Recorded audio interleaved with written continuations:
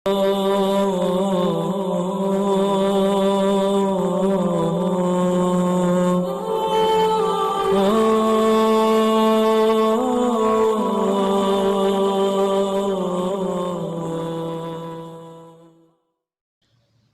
باللہ من الشیطان الرجیم، بسم اللہ الرحمن الرحیم۔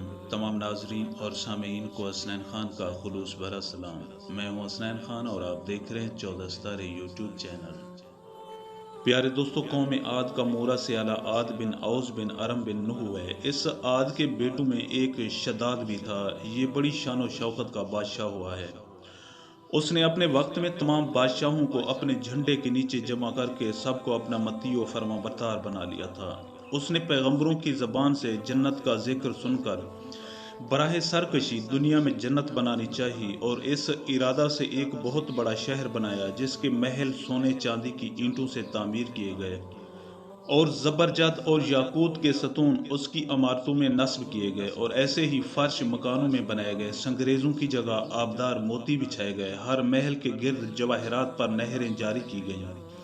قسم قسم کے درخت زینت اور سائے کے لیے لگائے گئے۔ الغرض اس سرکش نے اپنے خیال سے جنت کی تمام چیزیں اور ہر قسم کے عیش و عشرت کے سامان اس شہر میں جمع کر دیے۔ جب یہ شہر مکمل ہوا تو شداد بادشاہ اپنے آیان سلطنت کے ساتھ اس کی طرف روانہ ہوا۔ جب ایک منزل کا فاصلہ باقی رہ گیا تو آسمان سے ایک ہولناک آواز آئی جس سے اللہ تعالیٰ نے شداد اور اس کے تمام ساتھیوں کو ہلاک کر دیا اور وہ اپنی بنائی ہوئی جنت کو دیکھ بھی نہ سکا۔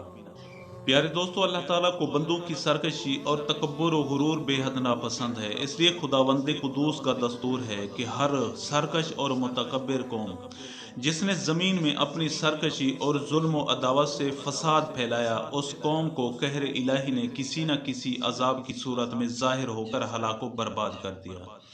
شداد اور قوم عاد کے دوسرے افراد سب اپنی سرکشی اور تکبر کی وجہ سے خدا کے مبغوض ٹھہرے، اور جب ان لوگوں کا ظلم اور عدوان اس درجہ بڑھ گیا کہ روئے زمین کا ذرہ ذرہ ان کے گناہوں اور بدعمالیوں سے بلبلا اٹھا، تو خداوند قہار و جبار کے عذابوں نے اس سب سرکشوں اور ظالموں کو تباہ و برباد کر کے صفحہ ہستی حرف غلط کی طرح مٹا دیا۔ لہٰذا ان قوموں کے عروج و زوال اور ان لوگوں کے عذاب الہی سے پامال ہونے کی داستانوں سے عبرت اور نصیحت حاصل کرنی چاہیے، کیونکہ قرآن کریم میں ان اقوام کے انجام کے ذکر کا مقصد ہی یہ ہے کہ اہل قرآن ان کی داستان سن کر عبرت پکڑیں اور خوف الہی سے ہر دم لرزہ پر اندام رہیں۔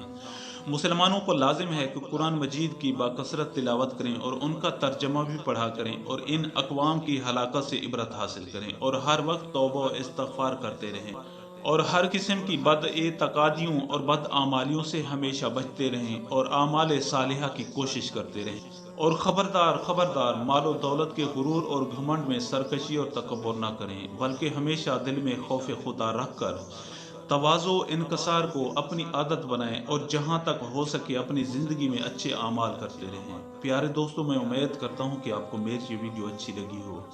اگر آپ کو میری یہ ویڈیو اچھی لگے تو پلیز آپ میرے چینل کو سبسکرائب اور اس ویڈیو کو لائک ضرور کیجیے، اور ہو سکے تو اس ویڈیو کو اپنے دوستوں کے ساتھ بھی ضرور شیئر کریں۔ ہو سکتا ہے کہ آپ کے ایک شیئر سے کسی کو اچھا سبق حاصل ہو اور آپ کا ایک شیئر آپ کے لیے باعث ثواب بن جائے۔ اب ہمیں اپنی اگلی ویڈیو تک کے لیے اجازت دیجیے، اس دعا کے ساتھ کہ اللہ پاک آپ کو اپنی حفظ و امان میں رکھے۔ اپنا بہت زیادہ خیال رکھیے گا۔ شکریہ۔ خدا حافظ۔